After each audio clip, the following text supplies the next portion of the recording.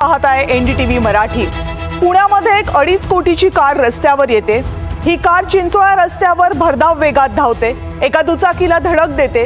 दुचाकीवरच्या दोघांचा जागेवर जीव जातो आणि त्यानंतर जे सुरू होतं त्यानं कोणत्याही मनाला राग येईल, संताप येईल, चीड येईल अशी परिस्थिती। या गाडीमध्ये कोण बसलंय याची चौकशी सुरू झाल्यानंतर समोर येतं वास्तव की हा मुलगा अल्पवयीन आहे आणि याचा बाप एक कॉन्ट्रॅक्टर आहे, बिल्डर आहे। आणि मग सुरू होते या मुलाला वाचवण्याची धडपड। पोलीस, आरटीओ, राजकीय नेते सगळेच जण याला वाचवण्याचा प्रयत्न करतात। पुण्यामध्ये गेल्या 2 दिवसांपासून हा सगळा तमाशा सुरू आहे आणि त्यावर जोरदार राजकीय आरोप प्रत्यारोप सुद्धा। या सगळ्याबद्दल आपण प्रश्न विचारणार आहोत, पण त्या अगोदर पाहूयात काल सकाळी पुण्याच्या रस्त्यावर नेमकं घडलं काय। शनिवारची मध्यरात्र पुण्यातला एक पब।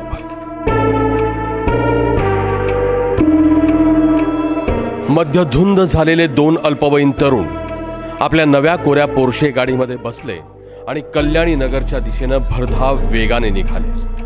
भर शहरात कार किमान 150च्या स्पीडनं धावत होती आणि तितक्यात गाडीवरचं नियंत्रण सुटलं आणि त्यांच्या सुसाट गाडीनं 2 बाईक स्वारांना उडवलं। या अपघातात दोघांचाही जागीच मृत्यू झाला। अपघातात अनीस अवलिया आणि अश्विनी कोस्ता हे दोघेही दगावले। आपल्या मित्रांकडे जाण्याआधीच त्या दोघांवर ही आलिशान पोर्शे कार काळ बनून कोसळली।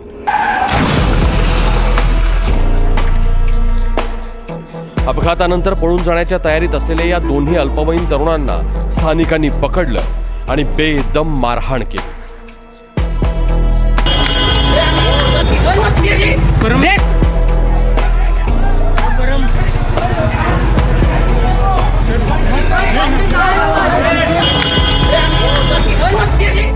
त्यानंतर स्थानिकांनी दोघांना पोलिसांच्या हवाली केलं। पोलिसांना दोघांना ताब्यात घेतलं आणि या दोघांच्या पालकांचा शोध घेतला जाऊ लागला। तेव्हा ही गाडी विशाल अग्रवाल या बांधकाम व्यावसायिकाच्या नावावर असल्याचं पोलिसांच्या लक्षात आलं। अपघात घडवणारा मुलगा हा अल्पवयीन असल्यानं त्याचे वडील विशाल अग्रवाल यांच्यावर गुन्हा दाखल करण्यात आला, पण अपघातापासून विशाल अग्रवाल हे फरार झाले। पोलिसांनी विशाल अग्रवाल यांच्या शोधासाठी तपासाची चक्र फिरवली आणि सोमवारी उशिरा छत्रपती संभाजीनगरमधून विशाल अग्रवाल यांना अटक केली। त्यांच्या सोबत विशाल यांचे ड्रायव्हर चत्रभुज डोळस आणि राकेश पौडवाल या दोघांनाही अटक करण्यात आली। Bureau report, NDTV Marathi. पुण्यातली ही घटना आणि या घटनेनंतर झालेल्या इतर सगळ्या घटना यामुळे अनेक प्रश्न उपस्थित होत आहेत आणि हेच प्रश्न एनडीटीव्ही मराठी ही उपस्थित करते। सदोष मनुष्यवधाची ही सरकारी दुकानं आहेत का असा प्रश्न आता उपस्थित झालाय, कारण दोघांचा जीव घेणाऱ्या या अल्पवयीन मुलाला अवघ्या 15 तासांमध्ये जामीन मंजूर कसा झाला। आरोपी दारू पीत असताना दिसतोय, मग आरोपीच्या रिपोर्टमध्ये उलटी माहिती कशी येऊ शकते। आरोपीचा दारूबाबतचा रिपोर्ट हा निगेटिव्ह कसा येऊ शकतो। पब मालक हे अल्पवयीन मुलांना दारू का देत होते। अल्पवयीन मुलाची गाडी ही पोलिसांना रस्त्यावर एकदाही दिसली नाही। लायसन्स नसताना या मुलाची गाडी चालवण्याची हिम्मत झाली कशी। नाक्यावर असणाऱ्या पोलिसांना ही गाडी दिसली कशी नाही। नोंदणी नसणारी ही गाडी रस्त्यावर जवळपास 2 महिने धावत होती। 40 लाखांचा कर प्रलंबित होता, मग ही गाडी रस्त्यावर बिनदिक्कतपणे चालत कशी होती। विना नोंदणी कार देणाऱ्या शोरूमवर कारवाई का झाली नाही आणि अपघातानंतर लगेचच स्थानिक आमदार पोलीस स्टेशनला का धावून गेले। आमदारांनी पोलिसांवर या प्रकरणी दबाव आणला का। बिल्डरचा मुलगा म्हणून पोलिसांकडून स्पेशल ट्रीटमेंट दिली गेली का।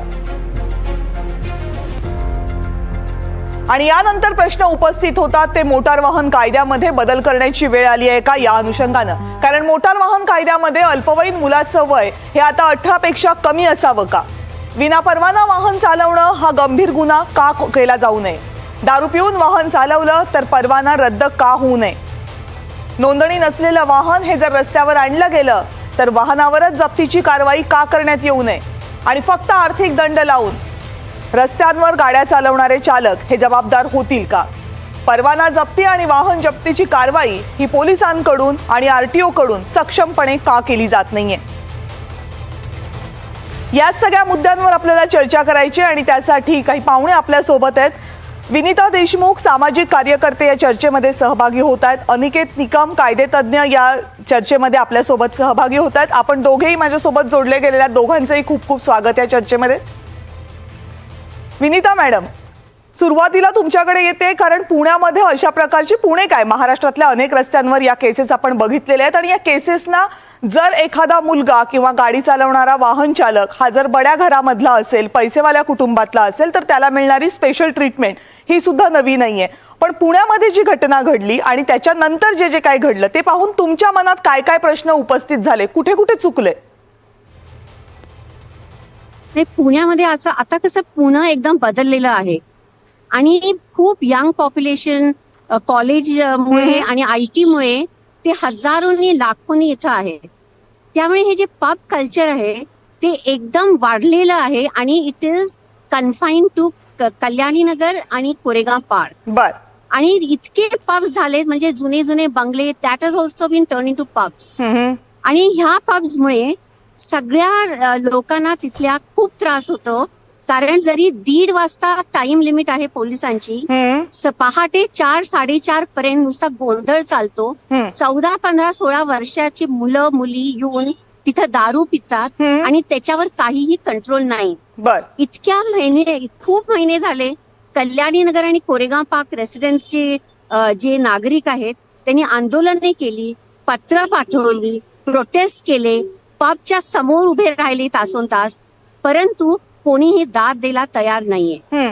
आणि आता त्याच्यामुळे हा जो मोठा अपघात झाला तो अतिशय शॉकिंग आहे.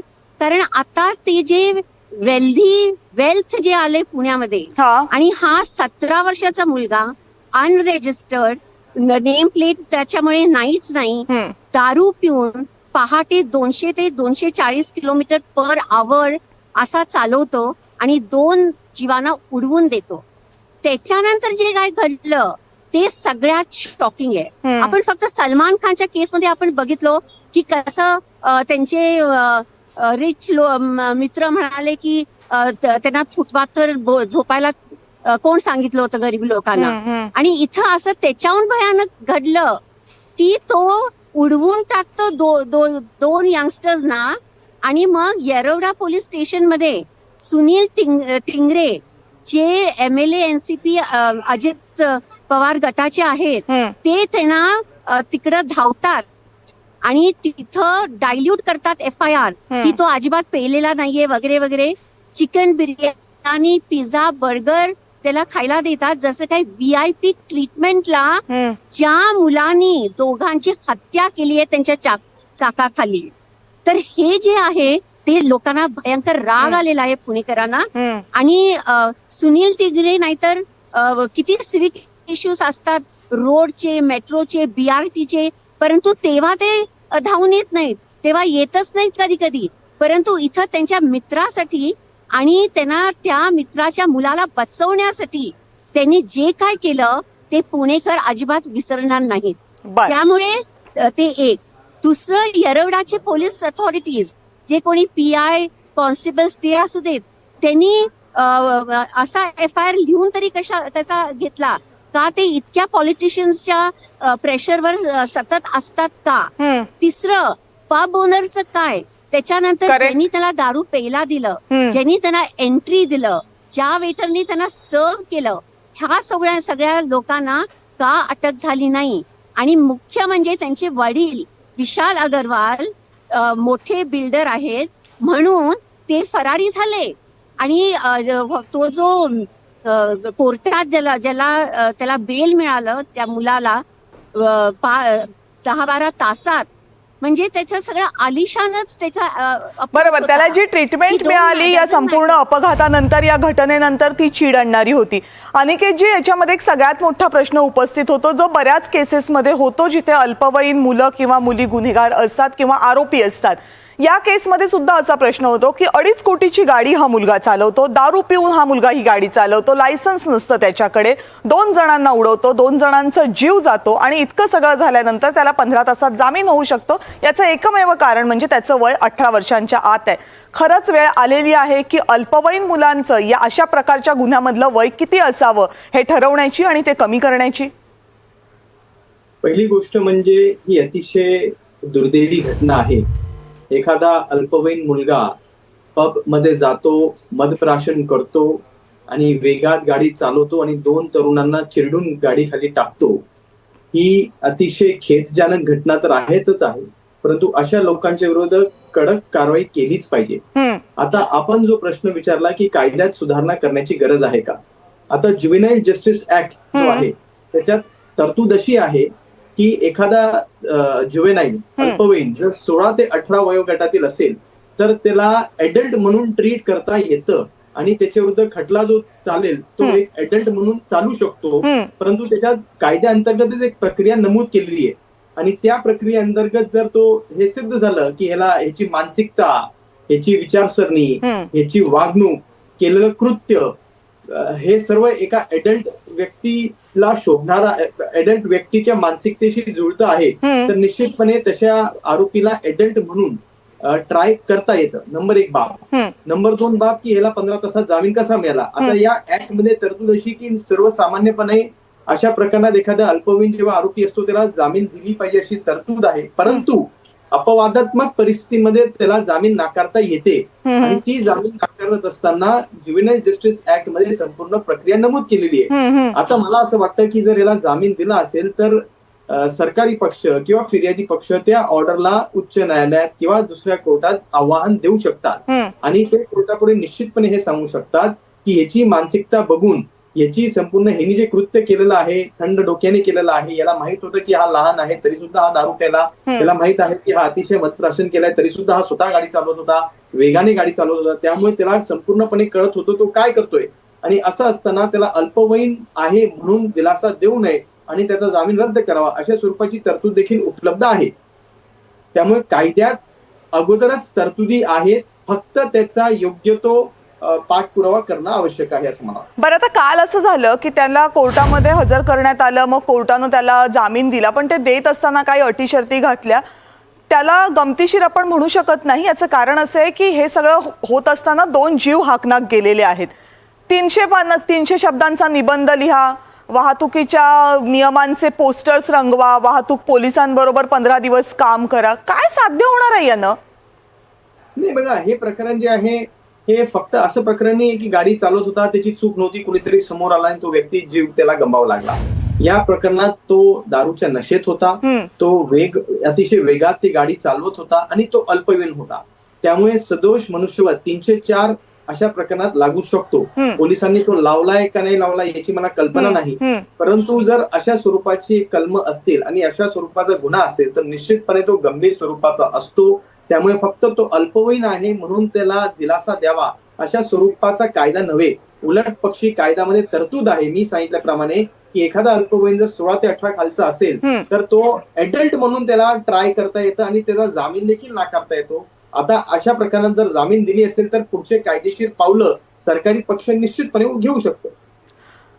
इतका मोठा गुन्हा होऊन जर त्याला जामीन सहज मिळत असेल आणि त्याही त्या अटी शर्तींच्या ज्याचा उल्लेख मी आत्ता केला, पोलिसांनी आपली कलम लावायला किंवा या आरोपीला कोर्टात सादर करताना कोर्टापुढे योग्य ते म्हणणं मांडायला कसूर केली असं वाटतं काय प्रकरण पाहून? नाही बघा, असं मी ठपका ठेवणार नाही, कारण मी कोर्टात हजर नव्हतो, मला माहित नाही त्याच्यात कुठले कलम लावलेत, मी FIR देखील अजून वाचलेली नाहीये.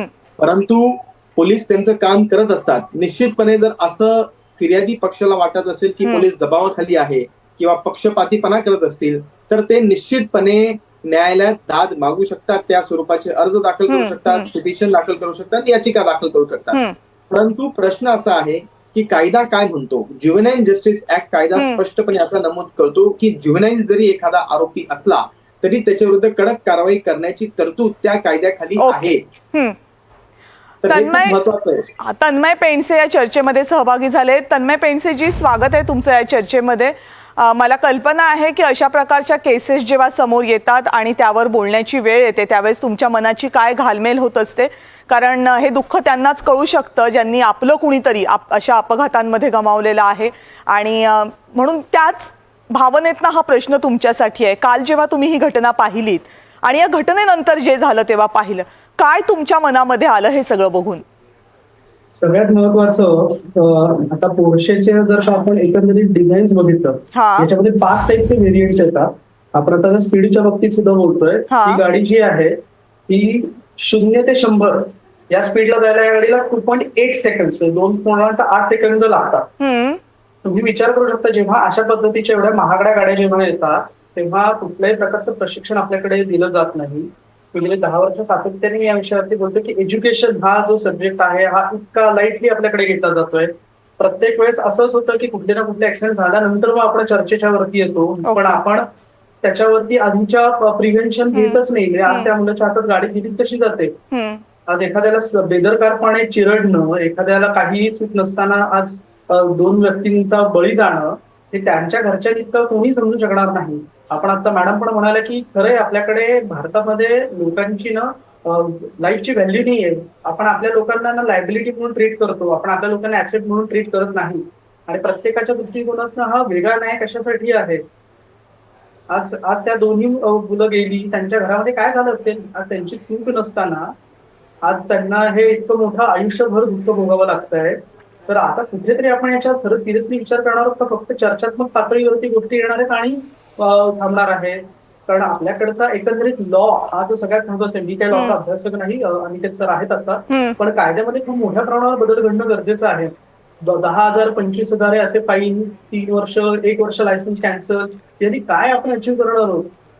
मुख्यतः मानसिकता बदलणार आहोत की नाही, आपण बिहेवियर आपण या लोकांचं बदलणार आहोत की नाही, हा सगळ्यात माझा महत्वाचा आणि मोठा मुद्दा या अनुषंगाने आहे.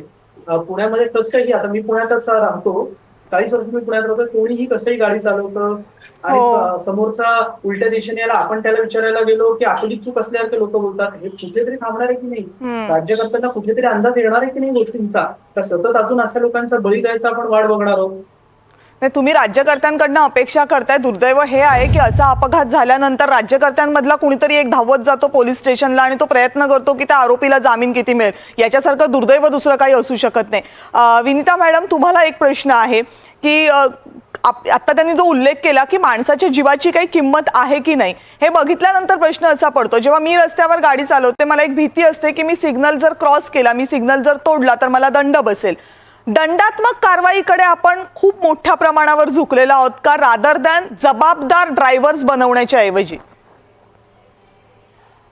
नाही, तो एक प्रश्न आहे. त्याच्या आधी मला सांगायचं आहे की आज पोलीस कमिशनर अमितेश कुमार यांनी प्रेस कॉन्फरन्स मध्ये सांगितलं की त्यांनी रेकमेंड केलं होतं 15 दिवस रिमांड होम मध्ये आणखी to treat him as adult and not as a juvenile. परंतु कोर्टाने ते बाजूला ठेवून टाकलं.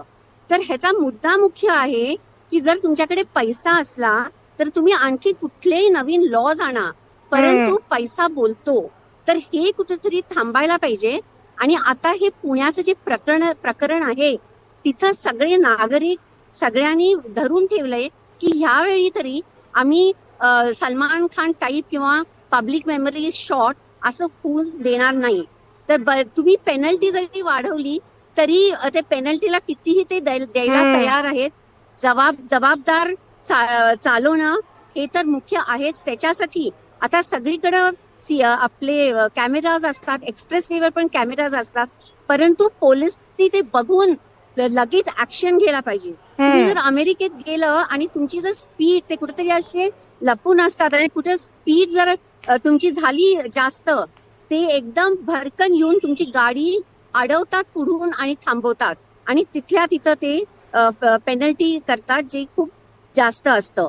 त्यामुळे इथं पोलिसांची जबाबदारी आहे, आरटीओची जबाबदारी आहे की टेक्नॉलॉजी वापरून त्यांना म्हणजे पेनल्टी देऊन त्यांना सारखं जर तुम्ही त्यांना पेनल्टी दिलं, मग ड्रायव्हर्स पण जास्त केअरफुल होतील. इनफॅक्ट आता जे आपल्याकडे पुण्यात आहे की तुम्ही जर सिग्नल क्रॉस केला तर ऑटोमॅटिकली तो तुमचा गुन्हा नोंदला जातो आणि तुमच्या मोबाईलवर बऱ्याच ठिकाणी आहे ते आणि तुमच्याकडनं पेनल्टी घेतली जाते, पण त्याचा उपयोग काय होतो? अनिकेतजी, इथे ना 2-3 प्रश्न उपस्थित होतात. कोण नाही चुकले इथे? सगळे चुकले. घरातना विनापरवाना किंवा ज्याच्याकडे लायसन्स नाही अशा मुलाला, अल्पवयीन मुलाला गाडी दिली. पबमध्ये गेला, तिथे त्याचं वय 21 नव्हतं तरी त्याला दारू दिली. त्याच्यानंतर तो रस्त्यावर जी गाडी चालवत होता त्या गाडीला आरटीओची नोंदणी नव्हती तरी ती गाडी चालत होती. सगळे चुकलेत. पोलीस चुकलेत, आरटीओ चुकलेत, पालक चुकलेत. कुणाची जबाबदारीच निश्चित होत नाही याच्यामध्ये. आणि हा अशा सगळ्या गुन्ह्यांमध्ये आपण बघतो. आणि मग विनीता मॅडम जे म्हणतात की मग प्रत्येकाला जर असं वाटलं की पैसा असेल तर माझं सगळं काही बरं होऊ शकतं, माझं कुणी काही वाकडं करू शकत नाही. का आपली व्यवस्था इतकी कमकुवत होत चालली की लोकांच्या मनातली ही भावना इतकी दृढ होत चालली आहे, पैसा है तो सब कुछ है?